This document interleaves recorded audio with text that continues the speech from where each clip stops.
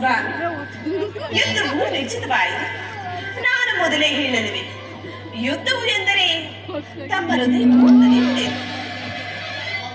ಉಪಾಯವಿಲ್ಲ ಪ್ರಿಯತಮೆ, ಯುದ್ಧವೆಂದು ಅನಿವಾರ್ಯ. ಆದರೆ ಇದೆಂತಹ ಯುದ್ಧ?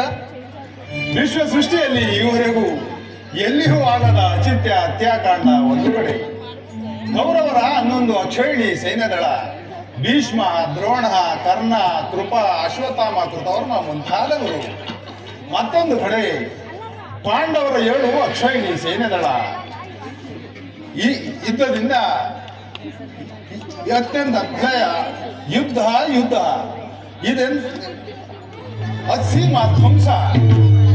ಸ್ವಾಮಿ, ಈ ಮಾನವ ಲೋಕವನ್ನು ಕೊರಡೆಯಾಗುತ್ತಿಂದ ರಕ್ಷಿಸಲು ಅಧರ್ಮದ ಆಕ್ರಮಣದಿಂದ ಧರ್ಮವು ರೂಪುಗಿಡಲೇಕೆ?